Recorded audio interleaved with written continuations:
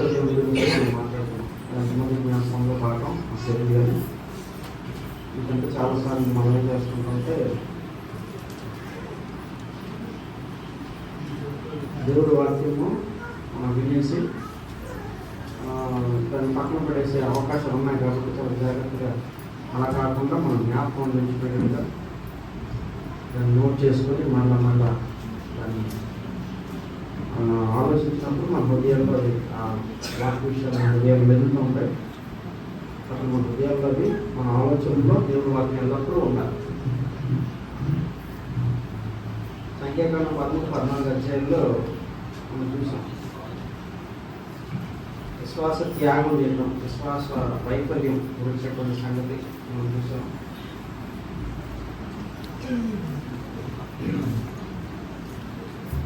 యేసుక్రీస్తు వారు శిష్యుల విషయంలో అనేక సంవత్సరాలు యేసుక్రీస్తు వారితో ఉన్నప్పటికీ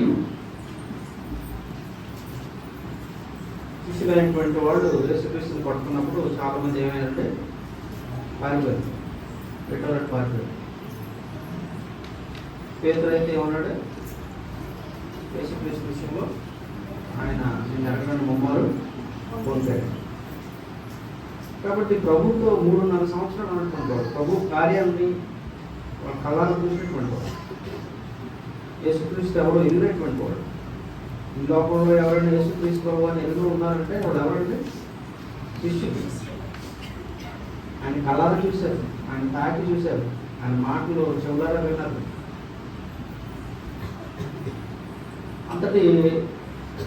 అంతేకాదు యేసుక్రీస్తు అని తమ నోటితో వాళ్ళు ఒప్పుకున్నారు. దేవుని కుమారుడు, సజీవుడైన దేవుని కుమారుడు అనేటువంటి సంగతి వాళ్ళు ఒప్పుకున్నారు. కోర్స్ అది పూర్తిగా సంపూర్ణమైనటువంటి అవగాహన కాకపోవచ్చు, కానీ మొత్తానికి మెస్సీ అనేటువంటి సంగతి గుర్తించారు. అలాంటి వ్యక్తులు పరిస్థితి వచ్చినప్పుడు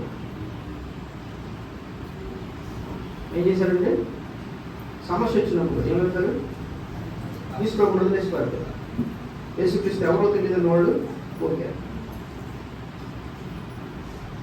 అందువల్ల విశ్వాసంలో వైఫల్యం ఉండడం ఎవరికైనా జరగచ్చు, ఎప్పుడైనా జరగచ్చు అనే సంగతి మనం గమనించాం. అందువల్ల మనం మామూలు సందర్భాల్లో నేను యేసుని నమ్ముతున్నానని, దేవుడు నమ్ముతున్నానని, దేవుడు అంటే ఎరిగినటువంటి వాడని మనం అనుకోవచ్చు. కానీ సమస్య వచ్చినప్పుడు మనం ఎలా వ్యవహరిస్తాం, సమస్యలో అంటే వ్యతిరేకమైన ప్రతికూలమైన పరిస్థితుల్లో మనం ఎలా స్పందిస్తాం. కాబట్టి విశ్వాసం విషయంలో అంటే విశ్వాస విషయంలో మనం ఏమైపోయే ప్రమాదం ఉందంటే విఫలమయ్యే ప్రమాదం ఉంది, అది ఎవరికైనా. అందువల్ల మనం చాలా జాగ్రత్తగా విశ్వాస విషయంలో ఎంతో ప్రార్థన మనకు చాలా అవసరం. కాబట్టి దేవుడి విషయాల్లో మరింత అవగాహన మనం పెంపొందించుకోవడం చాలా అవసరం. యేసు ప్రభు గారు అన్నారు, ఏమన్నారంటే, పేతురు సాతాను మిమ్మల్ని ఏం చేయాలనుకున్నాక శోధించి మిమ్మల్ని జయించాలనుకున్నాడు. అయితేనా ఎన్నో చేయండి.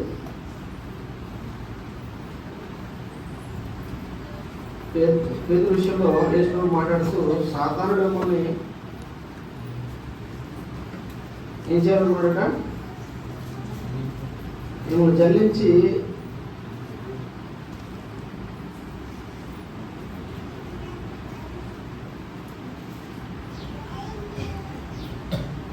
యేసు ప్రభు అన్నాడు ఆయన. కాబట్టి అక్కడ పేతురుతో చెప్పినప్పుడు మనం ముమ్మారు గొంపుతో అని యేసుక్రీస్తు ప్రభు చెప్పినప్పుడు ఆ సందర్భంలో క్రీస్తు ప్రభు చెప్పిన మాట మనం ఆలోచన చేస్తే అది మనం చదువుకున్నాం అతని ద్వారా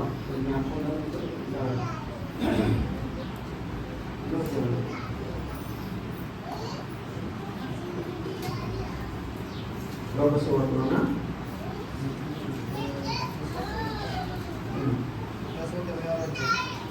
చదవండి.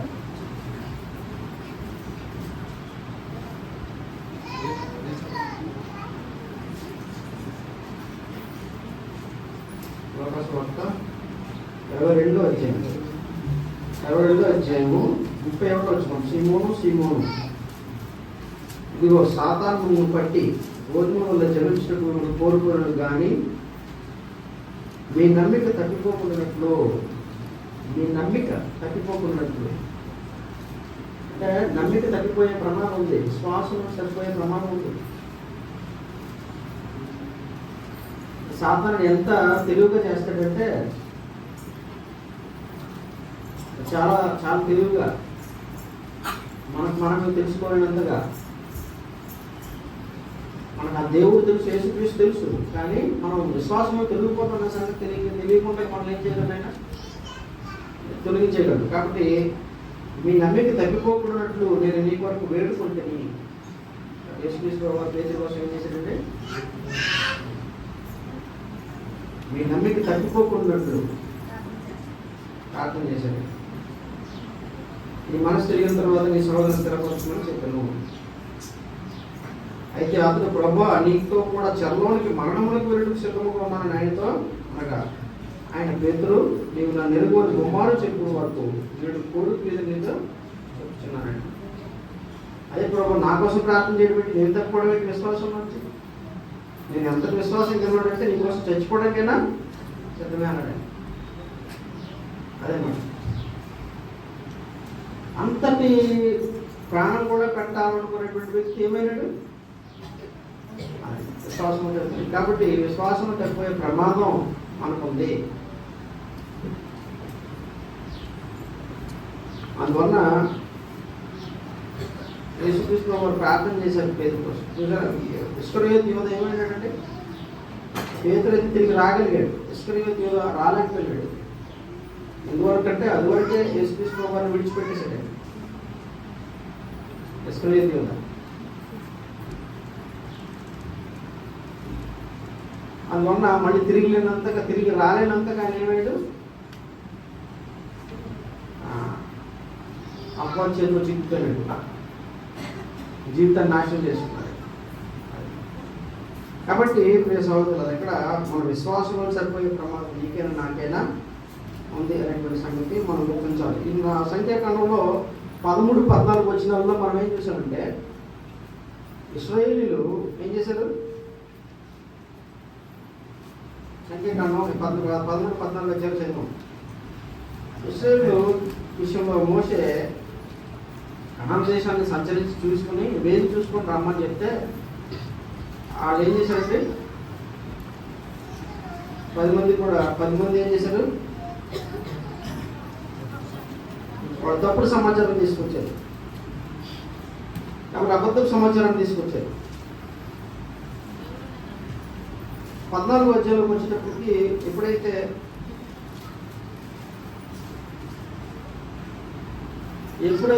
వాళ్ళు చూశారో చూసినప్పుడు ఏమైపోయారంటే వాళ్ళు అప్పుడు ఆ సర్వ సమాజం 14వ అధ్యాయం అప్పుడు ఆ సర్వ సమాజం ఎలుగెత్తి కేకలు వేసాను. ప్రజలు ఆ రాత్రి ఎలుగెత్తి ఏడ్చిరి. మరియు ఇశ్రాయేలు అందరూ మోషే ఆరోగ్యం పైన సరుకుకున్నది. ఆ సర్వ సమాజం అయ్యో ఐగుప్తులో మేము మేన చావలేదు, ఈ అరణ్యంలో మేము మేన చావలేదు, మేము కత్తివాత పడినట్లు యెహోవా మమ్మల్ని ఈ దేశంలోనికి ఎలా తీసుకుని వచ్చాను. మా భార్యలు మా పిల్లలు పొడపోతులు తిరిగి ఐగుప్తులకు వెళ్ళటం మాకు మేలు కాదా అని వారితో అంది. వారు మనము నాయకుని ఒకరు నియమించుకుని ఐగుప్తులు తిరిగి వెళుతుమని ఒకడుకున్నప్పుడు చెప్పుకొనగా మోషే అహరోను ఇశ్రాయేలు సర్వ సమాజం మీద సాగిలపడింది. కాబట్టి అప్పుడు దేశంలో సంచరించి చూచిన వారి నుండి నూను కుమారుడు యెహోషువయు యెఫున్నె కుమారుడు కాలేబును బట్టలు చింపుకొని ఇశ్రాయేలు సర్వ సమాజంతో మేము సంచరించి చూసిన దేశం మిక్కులు మంచి దేశం, యెహోవా మన యందు ఆనందించిన ఆ దేశంలో మనల్ని చేర్చి దాన్ని మనకిచ్చును. అది పాడు తేనె ప్రవహించే దేశము. వెతుకు మీరు యెహోవా మీద తిరుగుబడుకుడి, ఆ దేశ ప్రజలకు భయపడుకుడి. మరియు మనకు ఆహారం అవుదురు, వారు మనకు ఆహారం అవుదురు. వారి నీడ వారి గదులు తొలగిపోయాడు. యెహోవా మనకు తోడై ఉన్నాడు, వారికి భయపడుకున్నది. ఆ సర్వ సమాజం వారి రాళ్లతో కొట్టి చంపడంగా ప్రత్యక్షపడాలో యెహోవా మహిమ ఇశ్రాయేలు అందరికీ జరిగినటువంటి ఎంతగా వాళ్ళు ఎంత భయంకరంగా దేవుని ప్రజలు వాళ్ళ విశ్వాసం నుంచి తొలగిపోయినారో యావత్ సమాజం, దేవుని సమాజం, ఇశ్రాయేలు సమాజం అంతా కూడా ఏమయ్యారండి? విశ్వాసంలో తొలగిపోయినటువంటి ఇంత ఘోరమైనటువంటి పరిస్థితి ఎక్కడ లేదని నేను భావిస్తున్నాను. అందువల్ల వీళ్ళంతా కూడా దేవుడు కార్యాలు చూసేటువంటి వాళ్ళే. ఎర్ర సముద్రం పాయలవడం చూశారు, దేవుడు పాయ చేయడం చూశారు. ఐగుప్తులో దేవుడు తెగులు తీసుకొచ్చి వాళ్ళు విడిపించడం చూశారు. అంత భయంకరమైన పొరవ చేతిలో నుంచి దేవుడు విడిపించినట్టు చూశారు వాళ్ళు. ఇవన్నీ చూసేటువంటి వీళ్ళే ఏమైపోయారండి పరిస్థితి వచ్చేటప్పటికి?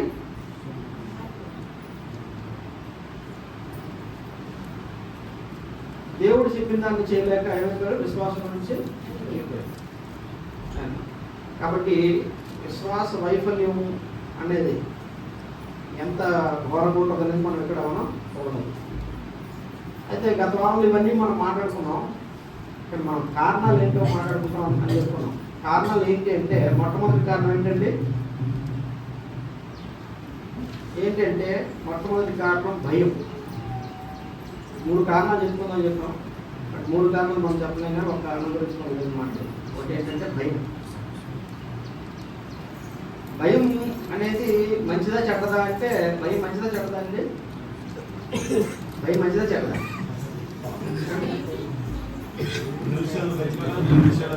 భయం మంచిదే, భయం చెడ్డదే కాదు. ఆరోగ్యకరమైన భయం ఉంది. ఏంటి భయం? కాబట్టి భయం అనేది చెడ్డదే కాదు, భయం ఉండాలి కదా. కానీ మితిమీరిన భయం, లేకపోతే దేని ఎడల ఎవరి ఎడల భయం ఉండాలో ఆ భయం లేకపోతే అది ప్రమాదం. కాబట్టి ఇక్కడ మనం గమనించినప్పుడు ఈ భయాన్ని ఎవరి మీద ఉంచాలో దాని మీద కాకుండా, అంటే ఎవరి మీద భయం ఉండకూడదు వాళ్ళ మీద భయం ఉంటే అది ప్రమాదం. అది చాలా ప్రమాదం. ఎవరి మీద భయం ఉండాలి, ఎవరి మీద భయం ఉండకూడదు.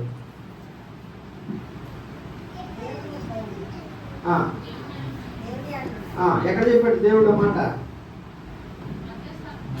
మత్తయి 10:28లో ప్రభు చెప్పినాడు, దేహము చంపు వారికి భయపడకూడదు కానీ దేహమును ఆత్మను కూడా నరకము నశింపజేయగల వారికి మిక్కిలి భయపడండి. దేవుడు శిక్షిస్తాడనేటువంటి భయం ఉండాలి.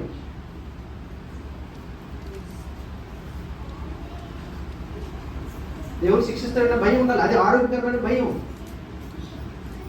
దేవుడు శిక్షిస్తాడనే భయం లేకపోతే అది మీకు చాలా ప్రమాదం. మనుషులకు భయపడడం అనేది ప్రమాదకరమైన విషయం. ఎవరి మీద భయం ఉండాలో వాళ్ళ మీద భయం ఉండాలి. ఎవరి మీద భయం ఉండాలండి? దేవుని మీద భయం ఉండాలి. అమ్మో దేవుడు ఇలా చేస్తే నన్ను శిక్షిస్తాడు, ఆయన విడిచిపెట్టడు, నీతిమంతుడైన దేవుడు,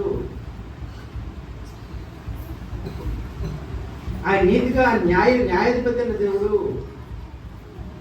అనేటువంటి భయం అనేది చాలా ఆరోగ్యకరమైనది, అవసరమైనది. అదే యేసు చెప్పినాడు, మనుషులకు దేహం చంపువారికి భయపడకూడదు కానీ అక్కడ భయపడాల్సిన అవసరం లేదు. మనుషుల మీద భయం అవసరం లేదు. ఎక్కడ భయం ఉండాలండి? దేహమును ఆత్మను కూడా నరకమును నశింపచేయగల వారికి మిక్కిలి భయపడు. అక్కడ 10:28.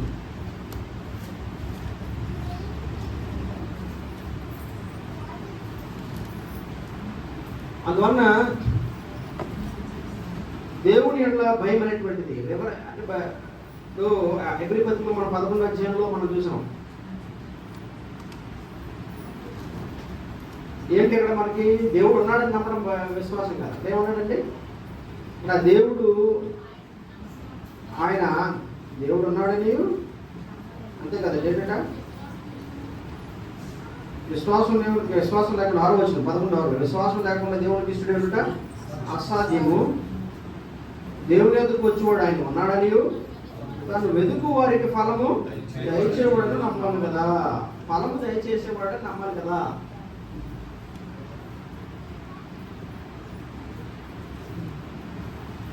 కాబట్టి ఫలం దయచేస్తాడు. ఏం ఫలం దయచేస్తాడు? ఏ ఫలం దయచేస్తాడండి? మంచిది నువ్వు విత్తే మంచి ఫలం దయచేస్తాడు, చెడ్డది విత్తితే చెడ్డ ఫలం దయచేస్తాడు. మనుషుడు ఏం విత్తునో ఆ పంటనే పోయింది. హెబ్రీ పత్రిక 2వ పత్రిక 5వ అధ్యాయం 10వ వచనంలో 5వ అధ్యాయం 10వ వచనం ఇది కంఠస్థం చేసుకోవాలంటే ప్రతి ఒక్కరు మనం కంఠస్థం చేసుకోవాలి. ఏంటది? మా మనసులో ఉండిపోవాలి, మా హృదయాన్ని ఉండిపోవాలి. కొరింథీ రాసిన 2వ పత్రిక యవనస్తులు ముఖ్యంగా కొరింథీ రాసిన 2వ పత్రిక 5వ అధ్యాయం 10వ వచనం. ఏంటంటే ఎందుకనగా తాను జరిగించిన క్రియలు చొప్పున అవి మంచివైనను సరే చెడ్డవైనను సరే దేహముతో జరిగించిన వాటి ఫలమును ప్రతి వాడును పొందినట్లు మనమందరము క్రీస్తు న్యాయపీఠ మీద ప్రత్యక్షం కావాలి. భయం ఉండాలి. నేను దేవుని నిలబడతాను. మొన్న ఒకసారి మన పూర్వరావు గారు వచ్చారు. వచ్చినప్పుడు ఆయన పుస్తకం పట్టుకొచ్చాడు. పుస్తకం ఏం పుస్తకం అంటే ఆయన గవర్నమెంట్ ఆఫీస్ పుస్తకం. దాన్ని ఎస్ఆర్ అంటున్నారు. అంటే ఆఫీస్ సర్వీస్ రిజిస్టర్ అంటారు. ఎస్ఆర్ అంటే సర్వీస్ రిజిస్టర్. సర్వీస్ రిజిస్టర్ ఏంటండి అంటే ఉద్యోగంలో జాయిన్ అయినప్పుడు పుస్తకంలో కొనమంటుంది. కొన్ని తెచ్చుకుంటారు అనమాట. ఆఫీస్లో పెడతారు. గవర్నమెంట్ ఉద్యోగస్తులు తెలుస్తుంది. ఏమంటే ఆ ఎస్ఆర్లోని జాయిన్ అయినప్పుడు డేట్ రాస్తాడు, పేరు, ఆ వేరు ముద్రలు తీసుకుంటాడు, అన్ని డీటెయిల్స్ రాస్తాడు, ఫ్యామిలీ, వయసు, ఇవన్నీ కూడా ఉంటాయి అందులో. అయిపోయిన తర్వాత ఉద్యోగంలో ఏంటంటే చేశారు అన్నీ కూడా రాస్తాడు. అన్ని పుస్తకాలు ఉంటాయి. ఎప్పుడు ప్రమోషన్ వచ్చింది, ఎప్పుడు డిమోషన్ వచ్చింది, లేకపోతే ఎప్పుడు సస్పెండ్ అయ్యారా, లేకపోతే ఏదైనా లంచం తీసుకుంటుంది కదా, ఇలాంటి ఏమైనా ఉంటే అవన్నీ కూడా ఏమవుతాయంటే సర్వీస్ రిజిస్టర్లో రాసిస్తాయి. కాబట్టి మన కోరమాడ వచ్చినప్పుడు ఆయన చెప్తున్నా 33 సంవత్సరాల చరిత్ర బాగుంది. 3 సంవత్సరాల చరిత్ర ముఖ్యం ఉద్యోగ చరిత్ర అంటే. కాబట్టి ఇది ఉద్యోగ గ్రంథం అండి. అప్పుడు మేము మాట్లాడుకున్నాం గ్రంథాన్ని. దేవుడి దగ్గర కూడా గ్రంథం ఉంది కదండి, జీవ గ్రంథం. కాబట్టి అందులో ఏముంటుంది, మనం ఏమేమి చేసామో అవన్నీ కూడా ఉంటాయి, అంతే కదా. కాబట్టి మనం ఏమేమి చేసామో మనం మనుషుల దగ్గర దాచిపెట్టచ్చు కదా. మనుషుల దగ్గర దాచేయచ్చు, మనుషులు కనపడంలో చేయవచ్చు. కానీ దేవుడి దగ్గర మనం దాయగలమా? దాయగలం. కాబట్టి అవన్నీ బహుశా నాకు తెలిసి ఏం చేస్తాడంటే ఆయన దేవుడు ఆ రోజున పుస్తకాలు తెరవడం కాదు, నాకు తెలిసి స్క్రీన్ మీద వేసేస్తాడు దేవుడు. ఎందుకంటే మన మనుషులు మనమే టెక్నాలజీ వాడుతున్నాం కదండి. టెక్నాలజీ వాడలేదా?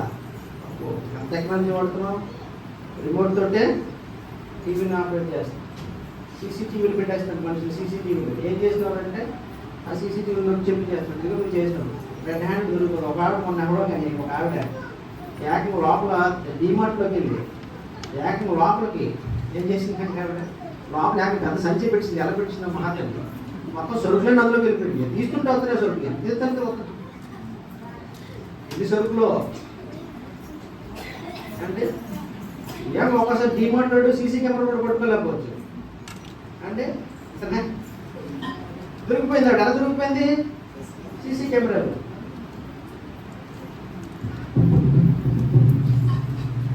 కొంతమంది మహాతనులు అంటే ఆ బంగారు షాపులోకి వెళ్ళి ఆ చూసి తప్పకుండా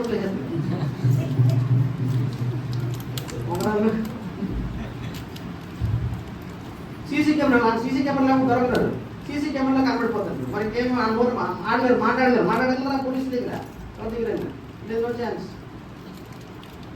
సిగ్గుతో ఏమంటే తల వంచుకోవడం తప్పితే, నోరు మూసేసుకోవడం తప్పితే ఏం చేయగలుగుతామా?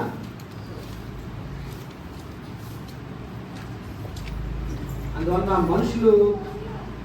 మనుషులు చేసే విషయాల్లోనే మనం భయపడుతున్నాం. కానీ దేవుడి దగ్గర అంటే మన మనుషుల మీద టెక్నాలజీ వాడు, దేవుడి దగ్గర టెక్నాలజీ ఉందా? కాబట్టి దేవుడి దగ్గర ఏముందంటే తాను శరీరంలో జరిగించిన కార్యము, ప్రతి కార్యం విషయంలో అవి మంచివైనా సరే చెడ్డమైన ప్రతిదీ కౌంట్ అవుతుంది. Everything counts. మాటలు కూడా కౌంట్ అవుతాయి. మాటలు కూడా కౌంట్ అవుతాయి. మాటలతో సహా, మన క్రియలతో సహా. అందుకే దేవుడే ఊరికి నమ్మలేదు. నేను మాట చేత కానీ క్రియ చేత కానీ మీరేమి చేసినను ప్రభావం చేస్తున్నాము కరెక్ట్ చేయండి. మీరు మాట చేత కానీ క్రియ చేత. అందువల్ల మాట్లాడే మాటలు, మనం చేసే పనులు, మన ప్రవర్తన, మన ఆలోచన అది రికార్డులో ఉంది. రికార్డెడ్. కాబట్టి ప్లీజ్ అవుతుంది కదా, దాని ఫలితాన్ని మనం పొందుతాం. ఎవరు తప్పించుకోలేదు దేవుని. కాబట్టి ఆయన నీకు వేసి చూపించడమే కాదు, ఏం చేస్తున్నాడు ఆయన? శిక్షిస్తాడు, న్యాయంగా శిక్షిస్తాడు ఆయన. ఈ భూమి మీద ఎలాగో ఆయన సహాయం నువ్వు పొందలేవు, ఆయన నుంచి వేరైపోతావు. ఎందుకంటే పాపం చేసిన వాడు దేవుడితో ఉండడం అసాధ్యం. నీ ప్రార్థనలు చేసినా కూడా ప్రార్థన ఆయన సన్నిధికి చెబితేమ్మా, మనం పాపం చేసి, మనం నీచ కార్యాలు చేసి, దేవుని యొక్క అక్రమమైనటువంటి కార్యాలు చేసి ప్రార్థన చేస్తే వెళ్తుందా? దేవుడు అంగీకరిస్తాడా? ఆయన ఇంటి భయం లేకుండా మనం జీవించి ప్రార్థన చేస్తే అంగీకరిస్తాడా?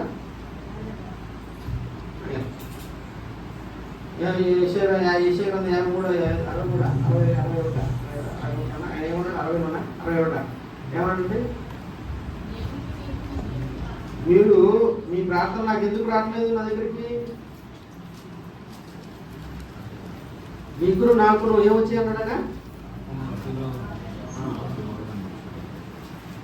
మీ పాపములు 59 రక్షింపనేరకున్నట్లు యెహోవా హస్తము చెరచగాలేదు.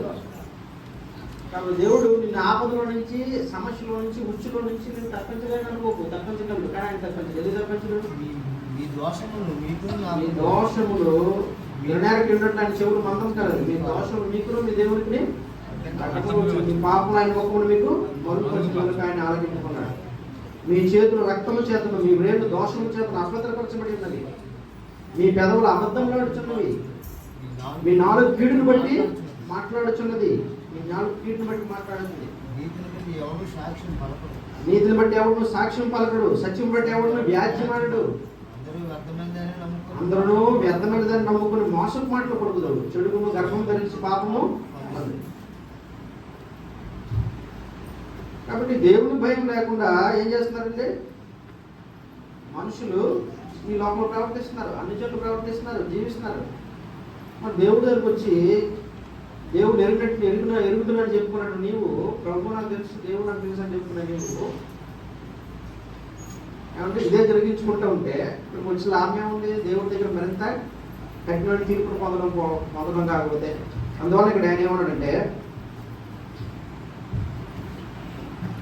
నీ చేతులతో నువ్వు చేస్తున్న పనులు, నీ నోటితో నువ్వు నీ నాలుగుతో వాడుతున్న మాటలు అన్నీ కూడా ఎందులోకి వస్తే ఆయన తీర్పులోకి వస్తాయి. కాబట్టి ప్రభు ఎదుట భయం లేకుండా జీవించడం అనేటువంటిది చాలా ప్రమాదకరమైనది. అదండి. కాబట్టి ఆయన నిన్ను రక్షించడు, నువ్వు శాపగ్రస్తులైనట్టు అవుతావు. యేసుప్రభు గారు మత్తయి స్తోత్రం అన్నాడు, నువ్వు వాడిన ప్రతి మాటను బట్టి నేను తీసుకొస్తాను. దేని బట్టి అంటే నువ్వు ఏం మాట్లాడుతున్నావో ఆ మాటలన్నింటిని బట్టి ఎందుకు తీసుకొస్తా ఉన్నాడైనా మత్తయి సువార్త.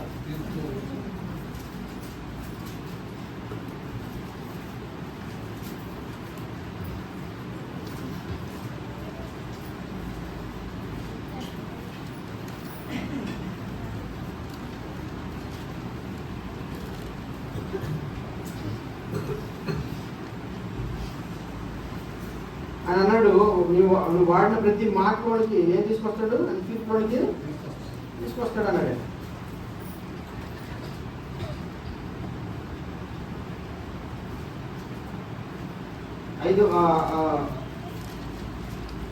ఆరో అధ్యాయం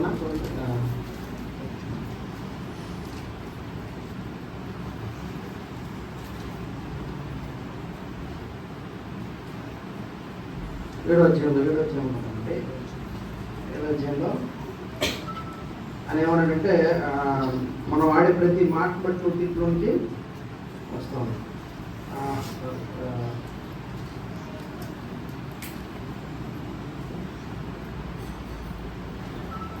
కాబట్టి 5, 6, 7 అధ్యాయంలోనే అక్కడ మాకు కనబడుతుంది తీసుకోవచ్చు చెప్పినటువంటి మాట. కాబట్టి ప్రతి మాటను బట్టి ఆయన ఏం చేస్తాడు? ఆయన తీర్పులను తీసుకొస్తాడు.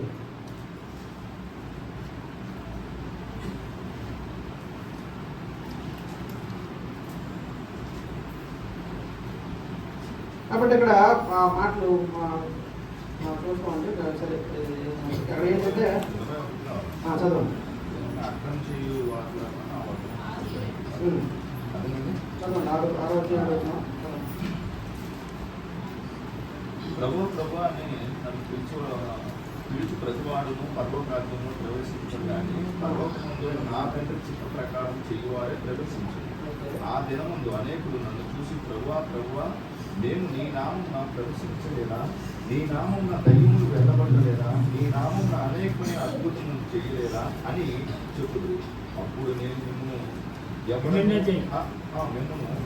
ఎన్నడూను ఎరగను, అక్రమం చెయ్యి వారులారా నా వద్ద నుండి కొండని వారితో చెప్పుదు.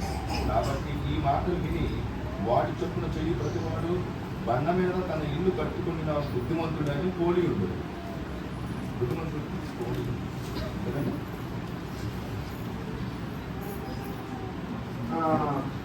సరేండి. 12:37 చూడండి. మీ మాటలు బట్టి మీరు పొందమని 36 నేను మీకు చెప్పింది ఏమనగా మనుషులు పలుకు వ్యర్థమైన ప్రతి మాటల గురించి విమర్శ నిలబడిన లెక్క కాదండి. మనుషుడు ఆడు ప్రతి మాట గురించి 36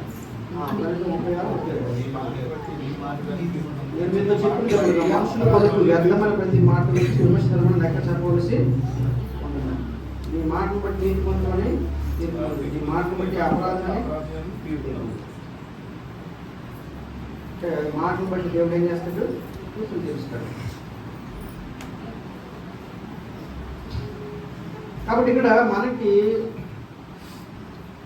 భయం అనేటువంటిది ఎవరి యొక్క భయం ఉండాలి? దేవుని యొక్క భయం ఉండాలి. సామెతల గ్రంథంలో 1:7 మనం చూస్తాము.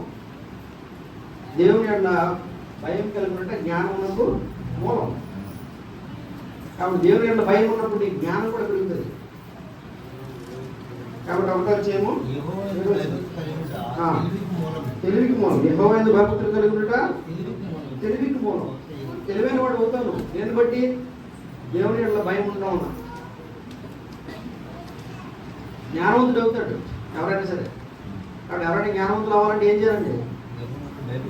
దేవుని యొక్క భయభక్తులు కలిగి ఉండాలి.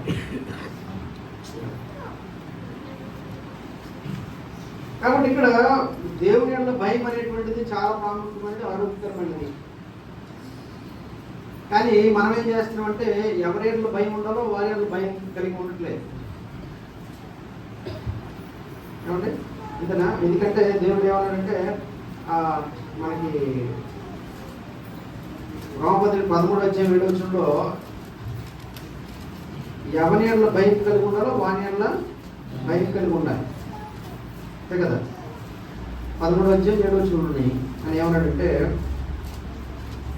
కాబట్టి ఎవరికి పన్ను వానికి పన్ను, ఎవరికి సొమ్ము వానికి సొమ్ము చెప్పింది. ఎవరి యొక్క భయం ఉండవన్నో వాని యొక్క భయం, ఎవరి యొక్క సన్మానం ఉండవన్నో వాని యొక్క సన్మానం కలిగి అందరికీ వారి వారి రుణము తీర్చుకోవచ్చు.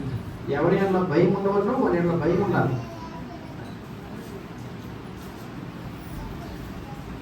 పేతురు రాసిన 2:11 మనం చూసినప్పుడు 2:17 అందరినీ సన్మానించుడి. 2:17 అందరినీ సన్మానించుడి, సహోదరులను ప్రేమించుడి, దేవునికి భయపడి. ఎవరికి భయపడాలి? క్రైస్తవుడు. ఇవన్నీ చాలా జాగ్రత్తగా గుర్తుపెట్టుకోండి. ఎవరికి ఏది చేయాలో మనకు తెలియాలి. క్రైస్తవుడికి ఎవరికి ఏది చేయాలా? ఏం చేయాలా? అందరినీ సన్మానించుడి, అందరినీ గౌరవించాలి, సహోదరుల్ని ప్రేమించుడి అదనమాట. కాబట్టి బయట ఉన్న వాళ్ళంతా రోడ్డు మీద పోయిన వాళ్ళంతా ప్రేమిస్తారని అనుకోండి. సహోదరులు ప్రేమించాలి. ఎవరు ప్రేమించాలా? ప్రేమిస్తారు, తప్పు కాదు. సహాయం చేయడం, మేలు చేయడం కాదు. కానీ సహోదరులు ప్రేమించాలి. ఇంకా దేవునికి భయపడి రాజుని సన్మానించాలి. కాబట్టి ఎవరి యొక్క భయం ఉండాలో భయం తెలియాలి. దేవుని యొక్క భయం ఉండాలి. అందులో దేవుడు నన్ను శిక్షిస్తాడు, దేవుడు ఏదో నన్ను సరిగ్గా చేయకపోతే ఆయన నన్ను గద్దిస్తాడు, నన్ను ఆయన శిక్షిస్తాడు, నేను ఆయన ఎదుట అపరాధం అవుతాను, నేను ఆయన వ్యతిరేకంగా పాపం చేసిన వాడిని అవుతాను, అది భయం. కాబట్టి ఆ భయం అనేది చాలా ఆరోగ్యకరమైనటువంటి భయం. కాబట్టి ఇది కాకుండా మనం ఏం చేస్తున్నాం అంటే మనుషుల ఎట్లా భయపడుతున్నాం. మనుషుల యొక్క అది చాలా ప్రమాదకరమైనది. దేవుని ఎట్లా భయం లేకపోవడం ప్రమాదకరమైనది. మనుషుల ఎట్లా భయపడడం అనేటువంటిది ప్రమాదకరమైనటువంటి. కాబట్టి ఇక్కడ వీళ్ళు ఏం చేశారంటే ఇశ్రాయేలీయులు దేవుడు కదా మనం తీసుకొచ్చాడు, దేవుడు కదా శక్తివంతుడు, సర్వశక్తివంతుడు, ఆయన కదా, ఆయన శిక్షిస్తాడు కదా, ఆ భయం పోయింది. ఆ భయం లేదు. ఏ భయం పడుతుందండి వీళ్ళకి? అమ్మో వీళ్ళు ఎక్కడ కణాయిలు ఎక్కడ మమ్మల్ని చంపేస్తారు.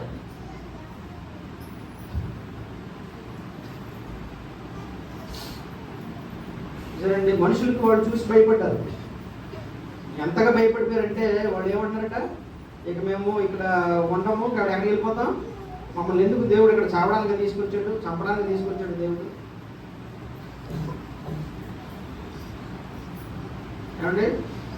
కాబట్టి నేను మా భార్య మా పిల్లలతో సహా మేము చావడానికి ఇక్కడికి వచ్చాను, దేవుడు మనం తీసుకొచ్చాడు. కాబట్టి ఎంత దాకా తెగబడ్డారంటే వాళ్ళు మోషన్ను తిరుగుబాటు చేసి, చనుక్కొని తిరుగుబాటు చేసి ఇంకేం చేశారంటే, అంటే దేవుడు భయం లేదు, దేవుడు సేవకుడని లేదు. ఏం చేశారండి వాడు? ఇంకొక నాయకుడిని ఏర్పాటు చేసుకుని ఇంకొక వాడిని ఎక్కడికి వెళ్ళండి మళ్ళీ ఐగుప్తులోకి వెళ్ళిపోవడానికి, మళ్ళీ రక్తం వెళ్ళిపోవడానికి. కాబట్టి ఐగుప్తులోకి వెళ్ళిపోవడానికి వాళ్ళు సాహసం చేశారు.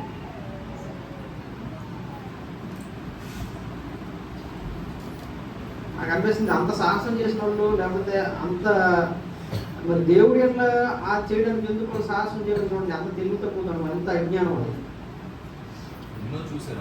అదే నన్ను మళ్ళీ ఆ బానిసరంలో వెళ్ళిపోవడానికి సాహసం చేసిన వాళ్ళు దేవుడు చెప్పిన మాటకి లోపడి వాళ్ళకి యుద్ధం చేయడానికి అలాంటి ఎందుకు భయపడ్డారు చూడండి, సాహసం చేయలేకపోయినారు. తెలివి తక్కుతాను చూడండి, ఎంత అజ్ఞానం. అదే విశ్వాస వైఫల్యం. అందువలన దేవుడికి భయపడకపోవడం ఎంత ఎంత ఘోరంగా ఉంటుందో, ఎంత పరిస్థితిని ఎంత విఫలం చేస్తుందో ఒక మనిషిని మీరు గుర్తించాలి. కాబట్టి ఏమైనా రెండు వాళ్ళు విశ్వాసంలో ఘోరంగా విఫలమయ్యారు. మనుషులకు భయపడ్డారు, మనుషులు చంపేస్తారని భయపడ్డారు. ఒక్క ఇద్దరు మాత్రం నిలబడ్డారు. ఎవరంటే అయినా వాళ్ళు కాలేబు యెహోషువ వాళ్ళు మాత్రం అన్నారు. వాళ్ళు ఏమన్నారు చెప్పండి అక్కడ ఆ వచనంలో, మనుషులకు భయపడబడి ఏమన్నారు?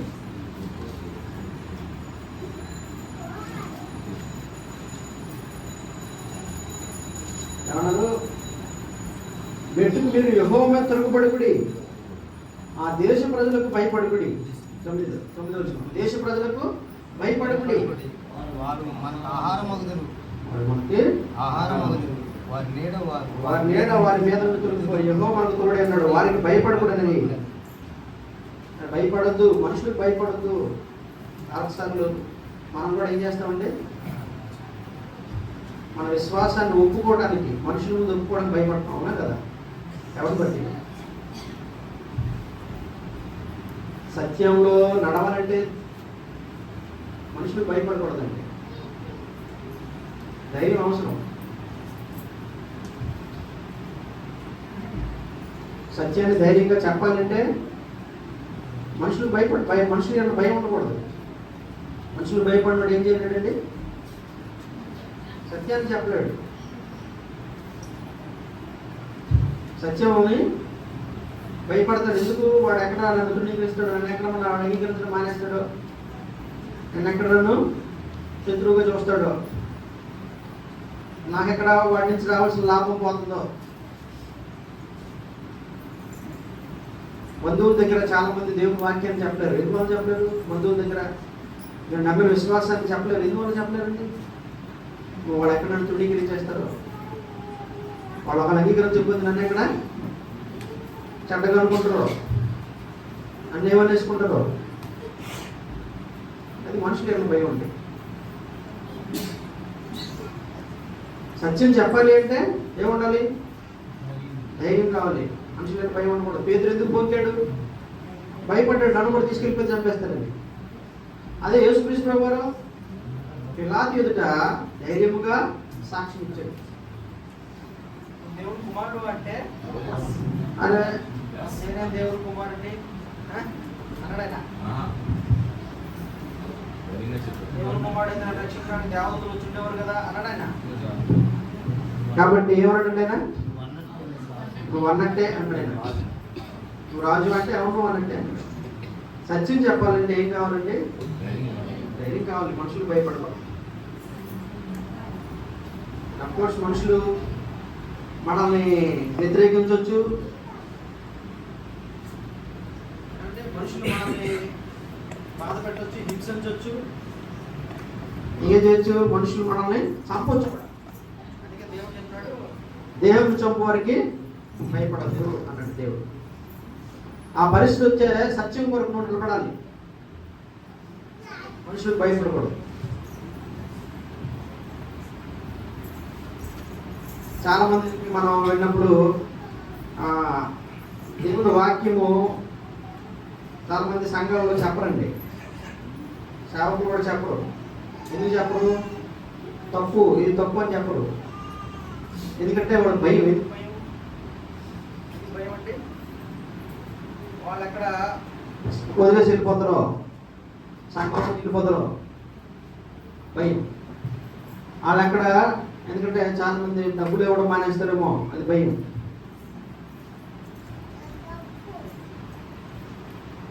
కాబట్టి సత్యాన్ని చెప్పడానికి భయపడతారు, మొహమాట పడతారు. కానీ దైవజనుడి పని ఏంటండి? ఖండించుము, బుద్ధి చెప్పుము, తప్పుదిద్దుము, బుద్ధి చెప్పుము, నీతి యందు శిక్ష చేయండి. తిమోతి 2:3 ఖండించుము, తప్పుదిద్దుము, బుద్ధి చెప్పుము, నీతి యందు శిక్ష చేయండి. కాబట్టి దైవజనుడు భయపడకూడదు.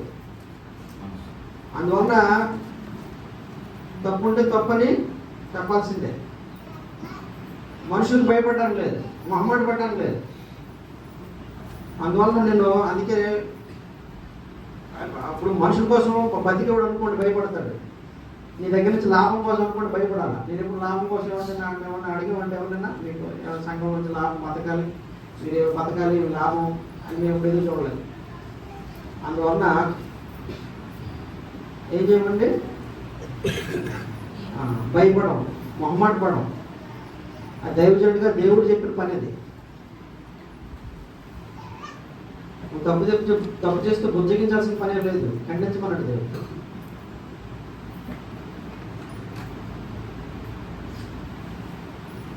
అర్థమవుతుందండి. కాబట్టి ఖండించాల్సిందే, తప్పుదిద్దాలి. కాబట్టి మనుషులు ఎదుట నువ్వు ధైర్యంగా దేవుని గురించి చెప్పాలి. కాబట్టి బంధువుల దగ్గర నువ్వు ఒప్పుకోగలవా? క్రీస్తు ప్రభు గురించి, దేవుని సత్యాన్ని చెప్పగలరా? మొహమాటం లేకుండా దేవుని గురించి మాట్లాడగలరా?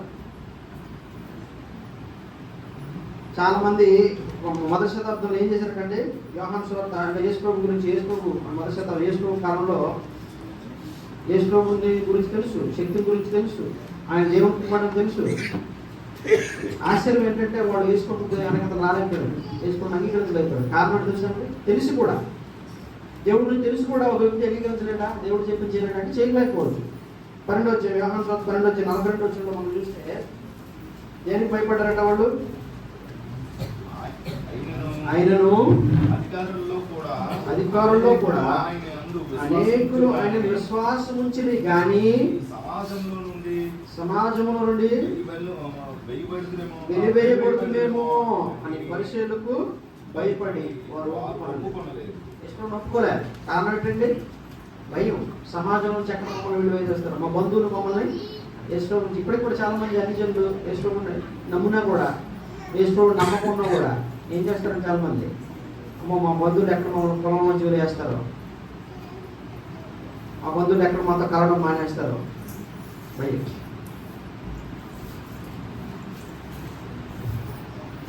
చాలా మంది మన సంఘంలో నుంచి వెళ్ళిపోయిన కారణం ఏంటి తెలుసా అండి? వాళ్ళు తెలుసు సంఘం ముఖ్యమని, సత్యం అని తెలుసు, దేవుడి వాక్యం ప్రధానమైనదని తెలుసు, సంఘం సహవాసం ముఖ్యమని తెలుసు, కానీ వెళ్ళిపోయినారు. కారణం ఏంటి తెలుసా అండి? ఆ పిల్లలు వెళ్ళిపోయారు కాబట్టి మేము ఉంటే ఏం చేస్తారు? మా పిల్లలు మమ్మల్ని చూడరు, మా పిల్లలు మమ్మల్ని పట్టించుకోరు, మా బతుకు తెరువు ఉండదు. అది ఒక న్యాయం కనిపించవచ్చు, కానీ వాస్తవం ఏంటంటే కాబట్టి భయపడ్డారు.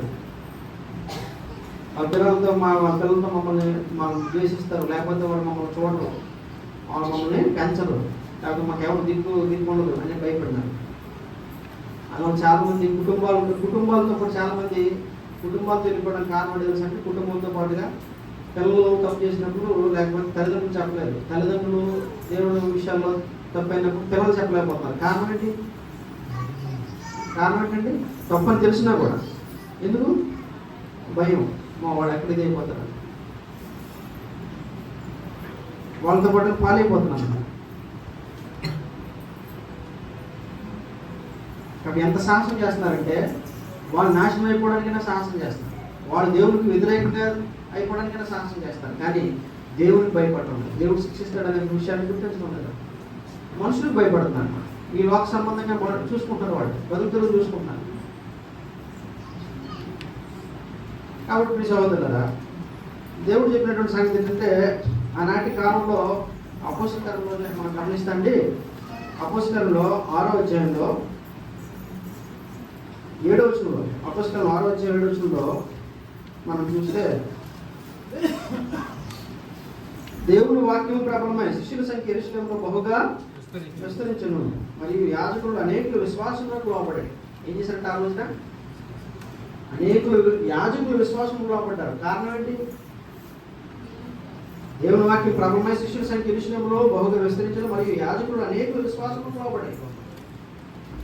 సంఘంలో వారి జీవితాలను చూసి, దేవుడు వాక్యమును విని, దేవుడు ప్రేమను వాడు గుర్తిరిగి ఏం చేశారంటే వాళ్ళు దేవుడు సత్యాన్ని ఎరిగి వాడు యాజకుల్లో కూడా చాలా మంది మార్మల్స్ పొందారు. ఎందుకు గొప్ప సంగతి? ఎందుకు గొప్ప సంగతి అన్నా, ఆ రోజున ఆ యాజకులు దేవుళ్ళలోకి వస్తే ఏం జరుగుతుందండి? సమాజంలో యాజకులు వాళ్ళంతా గౌరవం, వాళ్ళ ప్రతిష్ట, అంతేకాదు వాళ్ళ రాబడి, వాళ్ళ బతుకు తెరువు. ఇప్పుడు యాజకత్వాన్ని వదిలేసుకుంటే ఏముంటుంది? బతుకు తెరువు పోతుంది, వాళ్ళకి వచ్చే రాబడి పోతుంది, ఇన్కమ్ సోర్సెస్ పోతాయి. అంతేకాదు గౌరవం ఉండదు, సమాజంలో గౌరవం ఉండదండి. ఈ వీధుల్లో గౌరవిస్తారా? ఇటు ఎంతకాలం బతికి ఏం చేశాడు ఈయన పోయేట్రా అని మిగతా వాళ్ళందరూ కూడా ఏం చేస్తారు? యాజకుడిగా చేసి మరి యేసులో నమ్ముకోవడం అనుకుంటారు. అంతా కూడా యేసుకుని అంగీకరించినటువంటి వాళ్ళు తిరస్కరిస్తారు. అంతేకాదండి ఏం చేశారు వాళ్ళు? ఆరోగ్యంలో మనం చూస్తే సమాజంలో హింస, క్రైస్తవులకు హింస కలిగింది. 8వ అధ్యాయం మనం చూస్తాం కదా. ఏం చేశారు? అప్పుడు యెరూషలేములో సంఘంలో గొప్ప హింస కలిగినందున 8వ అధ్యాయం హింస కలిగింది, గొప్ప హింస. కాబట్టి యేసు ప్రభువు నమ్ముకోవడం వలన లాభం పోవడమే కాదు, బ్రతుకు తిరిగిపోవడమే కాదు, గౌరవం పోవడమే కాదు, ఇంకేంటంటే వాడికి వ్యతిరేకత. కాబట్టి వాళ్ళని వెంట పెడతారు, పరులు ఎక్కిస్తారు. ఆ యేసు ప్రభువు నమ్ముకున్నది హింసిస్తారు. కాబట్టి దీన్ని అంతటిని వాళ్ళు ఏం చేశారండి? ఎందుకంటే మనుషులు శిక్షించినా పర్లేదు, నష్టం లేదు. కాబట్టి మనుషులు మమ్మల్ని ద్వేషించినా పర్లే, మనుషులు మమ్మల్ని హింసించినా పర్లే, కానీ సత్యానికి మేము పట్టుబడాలి, దేవుడికి మనం లోపడాలి. కాబట్టి దేవుడు ఏం చేస్తారంటే ఆయన అల్టిమేట్గా శిక్షించేవాడు, తీర్పు తీర్చేవాడు, ఆయన న్యాయవంతుడు. అందువల్ల దేవుడికి అప్పగించుకున్నవాడు, విశ్వాసం లోపడ్డారు. అప్పుడు ఈ సహోదరులారా, మనం భయపడాల్సింది ఎవరికండి? దేవుడు, మనుషులు కాదు. అందువల్ల మొట్టమొదటి కారణం, వాళ్ళు విఫలం అవడానికి కారణం ఏంటంటే మనుషులకు భయపడ్డారు.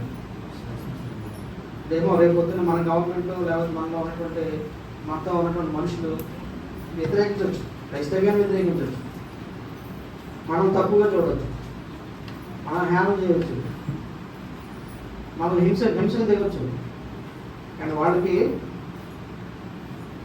భయపడి అంటే విశ్వాసంలో తిరిగిపోయేవాడు కూడా ఉండొచ్చు. అందువల్ల ఇక్కడ విషయం ఏంటంటే ఎవరికి భయపడాలా? దేవుడికి భయపడాలి. అలా మొదటి శతాబ్ద క్రైస్తవులు చేశారు. వాళ్ళు హింసకు భయపడలే, అవసరమైతే ఏమైపోయారంటే వాళ్ళు చెదిరిపోయారు. కానీ అధికారులకు భయపడలేదు, మనుషులకు భయపడలేదు. అపోస్తలులో 4వ అధ్యాయంలో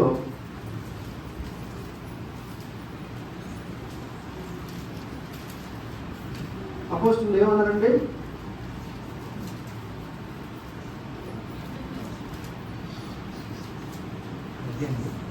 ఆ, 17 వచ్చింది, 4 వచ్చి 17 వచ్చింది.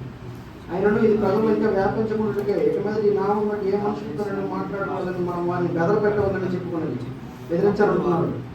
అప్పుడు వారిని పిలిపించి మీరు యేసు నామం బట్టి అంత మాత్రం మాట్లాడకూడదు, బోధించకూడదని వారికి ఆజ్ఞాపించారు. మాత్రం మాట్లాడకూడదు, బోధించకూడదు అన్నారు. అందులో పేతురు యోహాను వారిని చూసి దేవుని మాట వింటే మీ మాట వినక దేవుని దృష్టికి న్యాయమా వేరే చెప్పండి, మేము కన్నవాటిని విన్నవాటిని చెప్పక ఉండలేమని వారికి ఉత్తరం ఇచ్చింది. అదే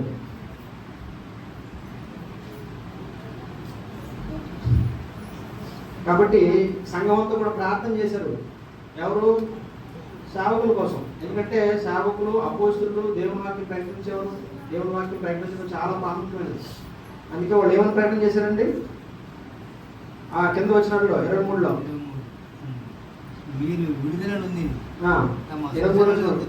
23లో ప్రధాన యాజకులు దానిలో తమ మాట్లాడే వారు విని ఏక మనసుతో దేవుని దగ్గరగా మొరపెట్టి, నాదా నేను ఆకాశంలో భూమిని సముద్రం వాటిలో సమస్యలు కలగజేస్తున్నాడు. అందుచేత అలర్ట్ చేసి ప్రజలకు వ్యర్థమైన ఆలోచనలు పెట్టుకోండి. ప్రభు మీద క్రీస్తు అధికారులు ఏకముగా పుడుతుంది అని మీ పరిశుద్ధాత్మ ద్వారా మా తండ్రి మీ సేవకుడైన దావీదును పలికించుకోండి. ఏమి జరగవాలని నీ హస్తము నీ సంకల్పం ముందు నిర్ణయించును వాటిని చేయుటకే మహత్కార్యము చేయుటకు నేను చేయి చాచి ఉండగా నీ దాసులు బహుధైర్యముగా నీ వాక్యమును బోధించినట్లు బహుధైర్యముగా వాక్యమును బోధించినట్లు అనుగ్రహించు. అదే కాబట్టి వారు ప్రార్థన చేయగానే వారు కూడిన చోటు కనిపించినప్పుడు వారందరూ పరిశుద్ధాత్మ నిండిన వారే దేవుని వాక్యం ధైర్యముగా బోధించింది. కాబట్టి ఏం ప్రకటించబడాలా? ధైర్యంగా మనుషుల్లో దేవుని వాక్యం ప్రకటించబడాలి. కాబట్టి అందుకు మనుషులు భయపడితే దేవుని వాక్యాన్ని నువ్వు ప్రకటించలేవు. నీ బంధువుల్లో ప్రకటించలేవు, నీ స్నేహితుల్లో ప్రకటించలేవు, నీ ఇరుగు పొరుగు వారితో ప్రకటించలేవు, మొహమాట పడతావు, సిగ్గుపడతావు. కాబట్టి మనుషులు భయపడితే నువ్వు నీ ఇంట్లో వాళ్ళకి వాక్యం చెప్పలేవు, నీ పిల్లలు నేను వాక్యం చెప్పలేవు, నీ పిల్లల విషయంలో తప్పులు చెందలేవు. ఎందుకంటే భయపడతావు, వాళ్ళు ఏం చెప్తే ఏమైపోతారో, ఏం చేసేసుకుంటారో, తెరపడతారేమో. నవ్వే సత్యం దగ్గరకు వచ్చేటప్పటికి వాళ్ళు ఎవరైనా కూడా ఏం చేయగలగాలంటే దేవుడు వాక్యం బట్టి నువ్వు చెప్పాల్సిందే. దేవుడికి భయపడాలి, మనుషులకు కాదు. కాబట్టి ప్రియ సహోదరులారా, సత్యం వైపు నువ్వు నిలబడాలంటే నువ్వు మనుషులు భయపడకూడదు. మనుషులు భయపడకూడదు. మనుషులు ఎవరు భయపడతారండి? రాజకీయ నాయకులు భయపడతారు, అధికారులు భయపడతారు, పలుకుబడిగలను భయపడతారు, డబ్బులను భయపడతారు. క్రైస్తవుడు అది కాదు, నిష్పక్షపాతంగా సత్యం వైపు నిలబడాలి. దేవుడు భయపడేవాడు అయితే నిష్పక్షపాతంగా సత్యం వైపు నిలబడాలి. దేవుడు ఏం చెప్పినాడు? నేను దేవుడి వైపు, దేవుడి వాక్యం వైపు నిలబడతానండి. నువ్వు నిలబడాలి.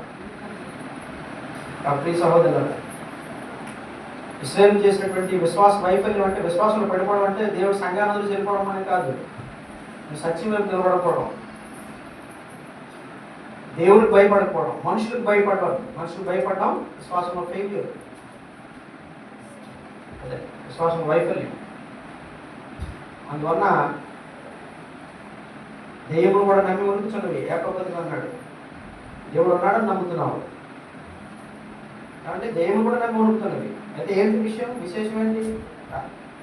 దేవుడికి విధేయత చూపించకపోతే, దేవుని వాక్యాన్ని బట్టి నువ్వు ప్రకటన చేసి దాని వైపు నిలబడకపోతే, సత్యము నిలబడలేకపోతే, సత్యము లోపడకపోతే నీ విశ్వాసము వ్యర్థం.